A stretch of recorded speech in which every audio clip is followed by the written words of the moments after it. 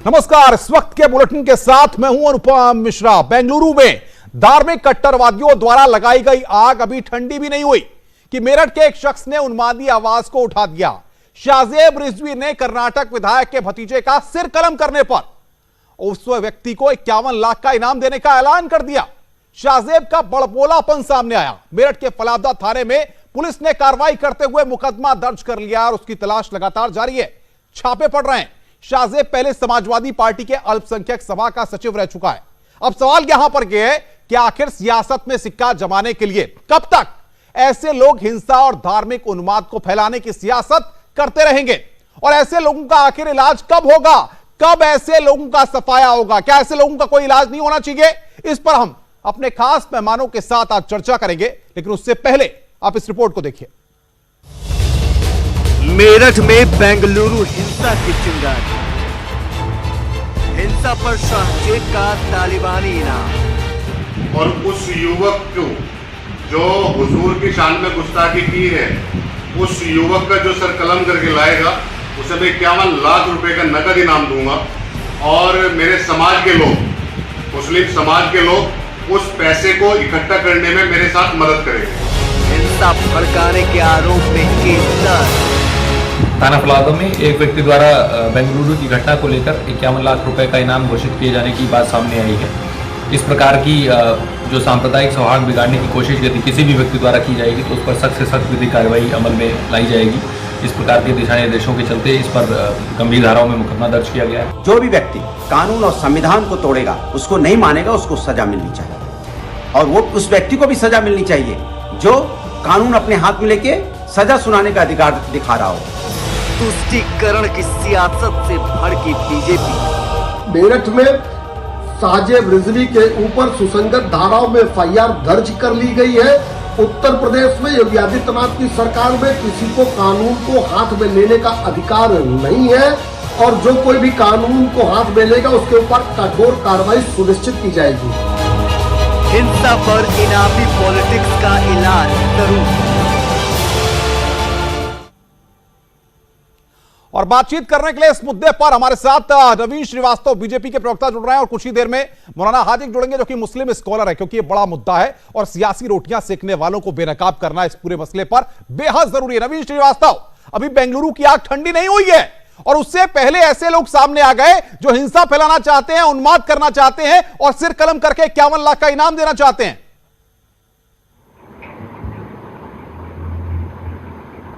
देखिए, ऐसे लोगों को इस देश में जब राजनीतिक प्रोत्साहन मिला तब उनकी इतनी हिम्मत हुई कि इस प्रकार की चीजों को कहने का साहस हुआ।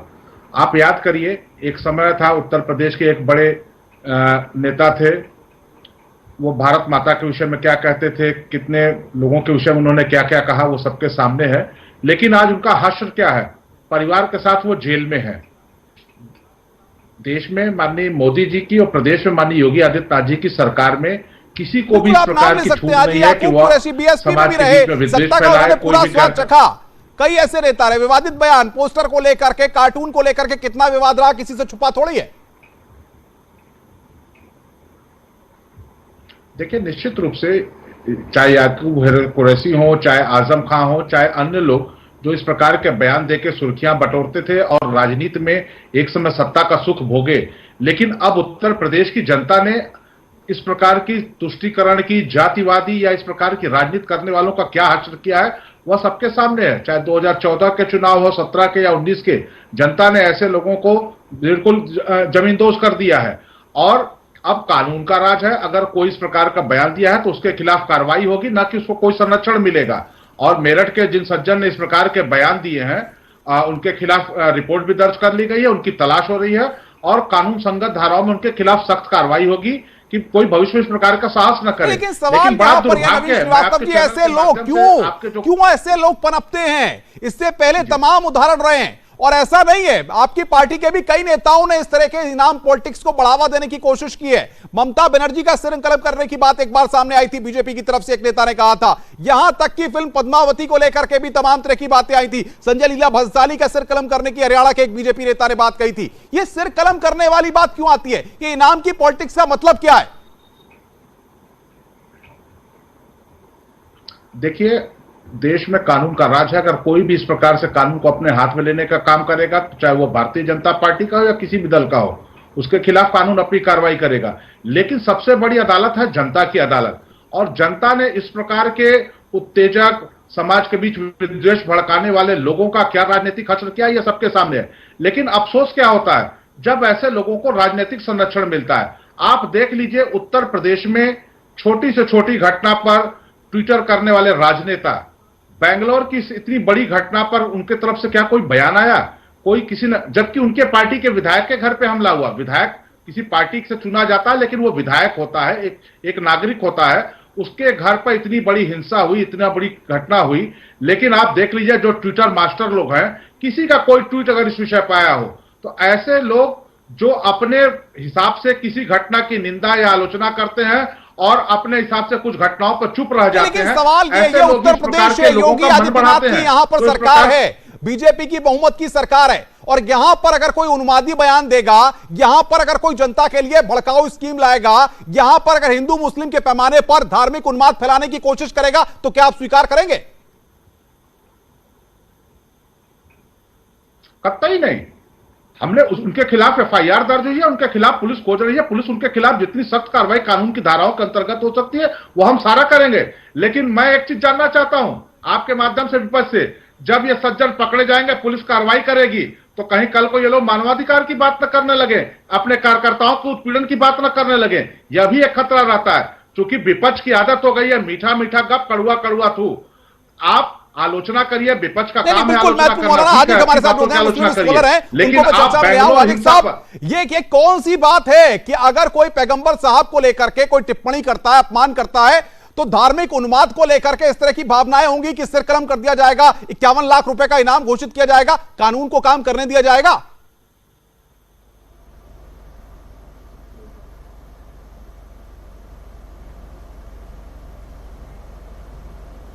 हेलो हाजिक साहब, जी जी बोलिए, आवाज मिल रही है आपको मेरी? जी जनाब, देखिए सबसे पहले तो उस आदमी के खिलाफ बताइए, उस आदमी के खिलाफ जो धार्मिक भावनाएं भड़का रहा है, उसके खिलाफ कार्रवाई होना चाहिए। किसी भी आदमी को भारतीय संविधान में ये अधिकार नहीं है कि किसी मज़हब की बात को उछाले, इसलिए चाहे वो कोई भी हो और कितना बड़ा भी हो, उसके खिलाफ मुकदमा होना चाहिए। इस सारी दंगे की जिम्मेदारी उसी के ऊपर बनती है। हर आदमी जो तो इस देश में रह रहा है, बन करके ऐसे लोग क्या मुस्लिम समाज को बदनाम करने की साजिश नहीं रचते हैं? मुस्लिम समाज के ठेकेदार बनते हैं और धार्मिक उन्माद और हिंसा फैलाने की कोशिश करते हैं। बेनकाब होने चाहिए ऐसे लोग। देखिए, ये बीज किसने बोया? जिसने बीज बोया है उसके खिलाफ कार्रवाई होना चाहिए, ना ऐसा वो बीज बोता जिससे कि कोई आग लगती। असल जिम्मेदार वो मास्टरमाइंड आदमी है जो इस पर डाल रहा है और यूट्यूब पे डाल रहा है, और एक प्रॉफिट के खिलाफ कोई बात कह रहा है तो भावनाएं तो भड़केंगी। इसलिए पहले उस आदमी के खिलाफ कार्रवाई होना चाहिए जिसने इस भावनाओं को भड़काया। नहीं, कानून और अगर कोई भावना पर कार्रवाई होनी चाहिए। भावनाओं पे भड़क रहे हैं, साहब कार्रवाई के पक्ष में हम है, लेकिन ये 51 लाख का इनाम, ये इनाम की सियासत क्या है? समाजवादी पार्टी में अगर आप रहे और आप पद में रहे, उसके बाद अब आप कहते हैं कि नहीं साहब उसका सिर कर्म करके लाइए, 51 लाख दूंगा। ये क्या इतिहास है? ये क्या कोई लॉलीपॉप है जो बाजार में लेकर के आप 51 लाख रुपए देकर के लोगों का सिर कलम करवाएंगे? कानून को काम करने देंगे, नहीं करने देंगे? देखिए, मैं ऐसी किसी भी बात का मैं हमायती नहीं हूं जो देश के संविधान को ठेस पहुंचाए, देश में उन्माद फैलाए, देश में भाईचारे का कत्ल करे, देश में गंगा जमनी तहजीब का कत्ल करे। मैं ऐसे किसी भी बयान का, चाहे वो किसी भी पार्टी का दे, मैं उसका विरोधी हूं, मैं उसका फेवर नहीं करता। लेकिन ऐसे आदमी के खिलाफ जिम्मेदारी बनती है सरकार की। जो सरकार है वहाँ, उस सरकार में भारतीय जनता पार्टी के चीफ मिनिस्टर की जिम्मेदारी बनती है कि उस आदमी के खिलाफ बड़ी से बड़ी कार्रवाई करें और ऐसी सजा दे कि आने वाले इतिहास में ये लिखा जाए कि अब कोई भी आदमी ऐसा भावनाएं भड़काने की कोशिश नहीं करेगा, क्योंकि उसको ऐसी सजा मिलेगी। संविधान को अपना पूरा काम करना चाहिए और संवैधानिक पद साहब, सवाल मेरा ये है, 2006 में याकूब कुरैशी, उसके बाद याकूब कुरैशी के कई बयान, 2015 में अनवारुल हक, अब 2020 में शाहजेब जैसे लोग, ऐसे लोग क्यों पैदा होते हैं? कौन पैदा करता है? क्या पैगंबर साहब का सम्मान करना है, तो सम्मान कीजिए, कानून को अपना काम करने दीजिए। ये भावनाएं भड़का करके सियासी रोटियां सेकने नहीं दी जाएंगी इस उत्तर प्रदेश के अंदर। देखिए, कानून अगर काम करता, अगर उसी दिन पकड़ लिया जाता तो ये नौबत ही नहीं आती। उस इलाके को सील किया जाता। पुलिस एडमिनिस्ट्रेशन की जिम्मेदारी बनती है कि ऐसा उन्माद न फैले कि दो समुदाय के बीच में दंगा हो। इसलिए पुलिस की सबसे बड़ी जिम्मेदारी बनती है कि वहां पर पुलिस प्रोटेक्शन लगाना चाहिए था कि अगर लोगों को देख रहे थे कि उनकी भावनाएं भड़क रही हैं तो उन्हें जाकर पुलिस की जिम्मेदारी समझा। ऐसे लोगों का क्या करना चाहिए? सवाल यहां पर ये, चलिए वो हिंसा की आग अभी ठंडी नहीं हुई, लेकिन ऐसे लोग क्यों सामने आ रहे हैं? ऐसे चेहरे क्यों सामने आ रहे हैं? ये सब आग में घी डालने की बात है। जवाब दीजिए। ऐसे लोगों के खिलाफ भी कार्रवाई होनी चाहिए और पहले जिसने किया है उसके खिलाफ तो 100% कार्रवाई होनी चाहिए। नवीन जी जवाब दीजिए। मैं ये कहूंगा कि संविधान हमारे देश में अस्थिरता फैलाना, कहीं कि सबसे पहले उस आदमी के खिलाफ कार्रवाई कीजिए जिसने प्रॉफेट मोहम्मद साहब के खिलाफ अपमानजनक टिप्पणी की। यह तो बात वो हो गई कि पहले मुर्गी आई या पहले अंडा आया। जिस व्यक्ति ने हजरत प्रॉफेट साहब के खिलाफ टिप्पणी की थी उसने किस कमेंट के खिलाफ प्रतिक्रिया में टिप्पणी की थी, इस पर हादी साहब नहीं बोलेंगे। इस देश में हजरत मोहम्मद साहब प्रॉफेट के खिलाफ बोलना अपमानजनक है, उसके खिलाफ कठोर से कठोर कार्रवाई होनी चाहिए। लेकिन हिंदुओं के आराध्य भगवान श्री कृष्ण के खिलाफ अगर कोई अपमानजनक बात लिखता है तो उसके खिलाफ कोई कार्रवाई नहीं होनी चाहिए। क्या आप ये कहना चाहते हैं? क्या आपको किसी को यह अधिकार मिला है कि किसी भी धर्म मजहब को रामचंद्र जी के बारे में अल्लामा इकबाल ने आज से 100 साल पहले कहा? टिप्पणी करता है। आप सुनिए मेरी बात जनाब, रामचंद्र जी के शिविर में अल्लामा इकबाल ने कहा कि पहले आप बोल रहे थे, मैं सुन रहा था। सुनिए, अरे सुन लीजिए महोदय, जरा सुन लीजिए, जरा बात हो रही तो गंभीरता चर्चा करिए। देखिए, देश का संविधान या किसी को इजाजत नहीं देता है कि किसी भी धर्म के अध्यात्म जो आराध्य हैं उनके खिलाफ आप टिप्पणी करें, चाहे वो भगवान श्री कृष्ण हो चाहे हजरत मोहम्मद साहब हो। अगर कोई टिप्पणी करता है तो कानून को कार्रवाई करने देनी चाहिए। यह किसी को इजाजत नहीं है कि आप हजारों की संख्या में इकट्ठे होकर दोनों के खिलाफ कार्रवाई होनी चाहिए।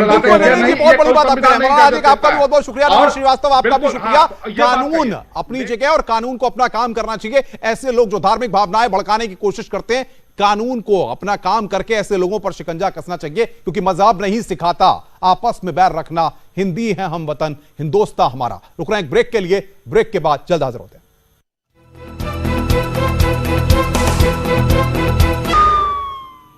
स्वागत है। ब्रेक के बाद उत्तर प्रदेश में अपराधियों के हौसले लगातार बुलंद होते जा रहे हैं। वाराणसी में लूट के इरादे से घर में घुसे बदमाशों ने 26 साल के युवक की हत्या कर दी और लाखों के गहने लेकर रफू चक्कर हो गए।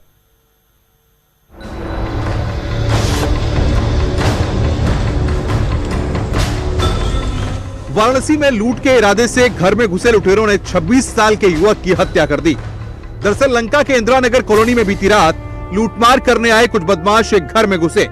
घर में सो रहे 26 साल के अंकित दुबे ने लुटेरों का विरोध किया। इसके बाद बदमाशों ने अंकित की हत्या कर दी। यहाँ रात में एक घटना हुई है जिसमें एक व्यक्ति की हत्या हुई है और उसके घर का सामान अस्त व्यस्त पड़ा है, सामान घर का कम है। और ये जो मकान है इसमें 2 टेनेंट रहते थे, उनमें से एक पोर्शन में ये घटना हुई है। जब बदमाश लूटमार और हत्या की वारदात को अंजाम दे रहे थे, उस वक्त अंकित की मां अर्चना और भाभी दूसरे कमरे में सो रही थी। मां अर्चना के मुताबिक घर में रखे हजारों की नकदी और लाखों के गहने लुटेरे लेकर फरार हो गए। फिलहाल अंकित की हत्या के बाद घर में मातम पसरा हुआ है। मौके पर पहुंची एसएसपी और फोरेंसिक की टीम जांच में जुट गई है। वाराणसी से न्यूज 18 के लिए रवि पांडे की रिपोर्ट।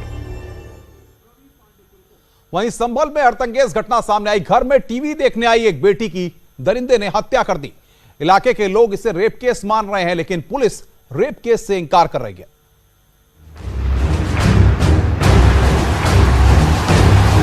चंदौसी कोतवाली के आनंद विहार में 9 साल की मासूम की हत्या से इलाके के लोग सख्ते में हैं। स्थानीय लोगों का मानना है कि बेटी की रेप के बाद हत्या की गई है, लेकिन पुलिस रेप से इंकार कर रही है। जब ये लोग तलाश करते करते सुबह हो गई तो सुबह 4 बजे देखा कि दयाराम हाथ में एक टाट की बोरी में कुछ लेके जा रहा था। उन लोगों ने दौड़ा के उसको रोका, पूछा तो उसमें देखा उसकी बच्ची की ही उसमें लाश मिली है। दरअसल घर में टीवी देखने आई मासूम की आरोपी दयाराम ने हत्या कर दी और शव को बोरे में रखकर जंगल की ओर फेंकने जा रहा था। अचानक लोगों को शक हुआ तो बोरी खोलकर देखी तो उसमें मासूम की डेड बॉडी निकली। लोगों ने तुरंत पुलिस को सूचना दी और आरोपी के खिलाफ सख्त कार्रवाई की मांग की गई। फिलहाल पुलिस ने शव को कब्जे में लेकर पोस्टमार्टम के लिए भेज दिया है और जाँच तेज कर दी है। संभल से न्यूज़ 18 के लिए सुनील कुमार की रिपोर्ट। और अब बात करते हैं सुदीक्षा मामले की। ग्रेटर नोएडा के दादरी की होनहार छात्रा सुदीक्षा भाटी की मौत के मामले में पुलिस के हाथ अब तक खाली हैं। मामले की जांच एसआईटी की टीम को सौंपी गई है, लेकिन अब तक वो उसे कोई कामयाबी हाथ नहीं लगी है। वहीं बुलंदशहर के एसएसपी ने बुलेट सवार युवकों की जानकारी बताने वाले को 20,000 रुपए देने का ऐलान किया है। दरअसल 10 अगस्त को बुलंदशहर जाते वक्त सुदीक्षा भाटी की सड़क हादसे में मौत हो गई थी। परिजनों का आरोप था कि बुलेट सवार 2 युवक रास्ते में छेड़खानी कर रहे थे, इसके चलते यह हादसा हुआ। सुदीक्षा अमेरिका के बॉब्सन यूनिवर्सिटी में पढ़ाई कर रही थी, जिसे एक निजी कंपनी की ओर से 3 करोड़ 80 लाख की स्कॉलरशिप दी गई थी। कोरोना के चलते सुदीक्षा अमेरिका से भारत वापस लौटी थी।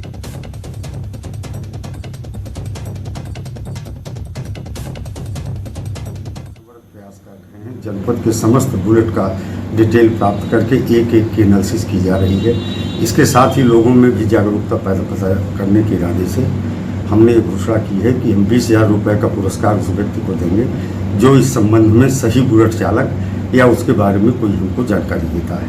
और इसके साथ ही साथ अगर वो अपना नाम पता गोपनीय रखना चाहता है तो उसे भी गोपनीय रखा जाएगा। खबर सुल्तानपुर से है, जहां पर पूर्व विधायक के घर के बाहर एक महिला ने आज जमकर हंगामा किया।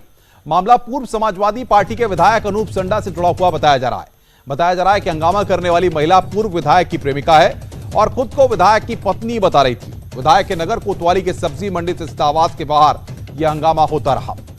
महिला विधायक से मिलने की जिद पर अड़ी हुई थी। मौके पर लोगों की भीड़ इकट्ठा हो गई। हंगामा बढ़ता देख विधायक के समर्थक मौके पर आ गए और प्रेमिका को हंगामा करने से मना करने लगे।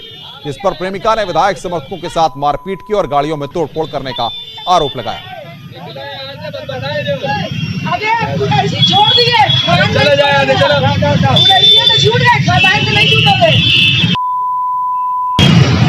लोग को मार मार के एकदम फेंक दिए हैं, वो लोग हिल नहीं पा रहे हैं। उनको भी बुला लीजिए। और सारी रिकॉर्डिंग मेरे पास है पूरी, कि हम लोग एकदम शांति से खाली खड़े थे कि वो निकले। एक्चुअली कुछ दिन पहले हमने किडनी का ऑपरेशन कराया था, तो बस मेरा यही था कि ये निकले तो इससे बात करें कि मेरी ये कंडीशन है किडनी में। उधर दादरी में सुदीक्षा भाटी के गांव के लोगों को सुदीक्षा को इंसाफ दिलाने की मांग के लिए आज कैंडल मार्च निकाला गया। इसमें डेरी स्किनर गांव के सैकड़ों लोग वहां पर शामिल हुए। राजनीतिक और सामाजिक संगठन से जुड़े लोगों ने कैंडल मार्च निकालकर इंसाफ की मांग की।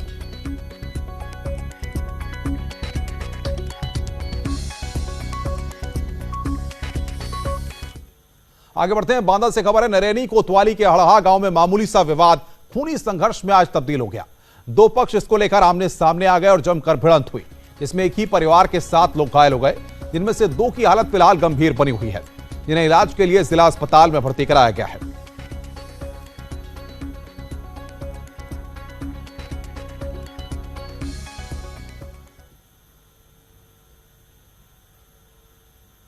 ग्रेटर नोएडा में पुलिस और बदमाशों के बीच मुठभेड़ हुई, जिसमें 2 बदमाशों की गोली लगी और घायल हो गए। पुलिस ने आनन फानन में उन्हें गिरफ्तार करने के बाद अस्पताल भेज दिया। थाना बीटा 2 क्षेत्र में मुठभेड़ हुई है। मुठभेड़ के दौरान एक बदमाश मौके से फरार हो गया। फिलहाल पुलिस की टीमें उसकी गिरफ्तारी के लिए लगातार कॉम्बिंग कर रही हैं। देर रात चेकिंग के दौरान पुलिस ने जब इन्हें रोकने का इशारा किया तो फायरिंग करते हुए भागने लगे। जवाबी फायरिंग में दोनों बदमाशों के पैर में गोली लगी। इनके पास से एक कार, 2 लूटे हुए मोबाइल, 2 अवैध असलहे और कुछ जिंदा कारतूस बरामद किए गए हैं।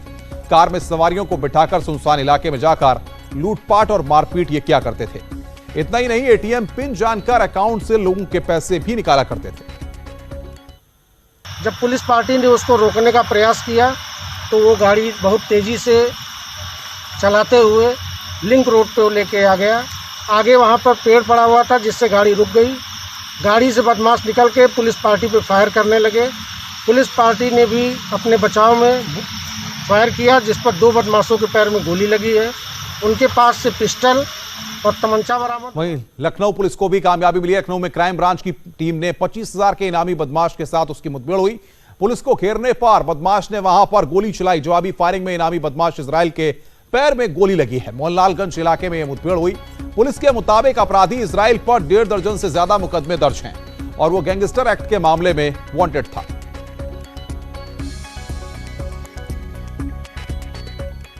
मुजफ्फरनगर में भी पुलिस और बदमाशों के बीच आज मुठभेड़ हुई, जिसमें पुलिस ने 3 मवेशी चोरों को गिरफ्तार किया है। हालांकि उसके 4 साथी मौके से फरार हो गए। एक बदमाश पुलिस की गोली लगने से घायल हो गया। बदमाशों के पास से 3 तमंचे, पिकअप वैन बरामद की गई है। थाना सिखेड़ा क्षेत्र के काटका पुल के पास यह मुठभेड़ हुई।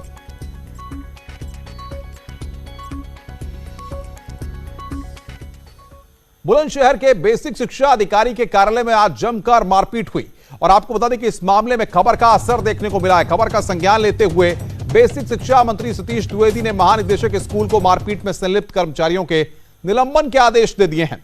बता दें कि पैसों के लेन देन को लेकर दोनों पक्षों में मारपीट हुई थी। वीडियो 7 अगस्त का बताया जा रहा था, जिसके बाद न्यूज 18 ने इस खबर को दिखाया और इस खबर का संज्ञान लेते हुए निलंबन की बात कही गई है। संलिप्त कर्मचारियों के निलंबन का आदेश दिया गया है। ये वीडियो हम आपको दिखा रहे हैं जो कि 7 अगस्त का बताया जा रहा है। मीडिया के माध्यम से संज्ञान में आया है कि बुलंदशहर में बेसिक शिक्षा अधिकारी के कार्यालय में किसी खंड शिक्षा अधिकारी और शिक्षक के बीच मारपीट की कोई घटना हुई है। अभी थोड़ी देर पहले ही हमने अपने महानिदेशक को इस बात के लिए निर्देश दिया है कि वो तत्काल जो भी मारपीट में संलग्न है खंड शिक्षा अधिकारी और शिक्षक, तो उनको तत्काल निलंबित करके और विभागीय जांच करा करके आगे की अनुशासन। इस बुलेटिन में फिलहाल इतना ही। खबरों का सिलसिला लगातार जारी है। नमस्कार।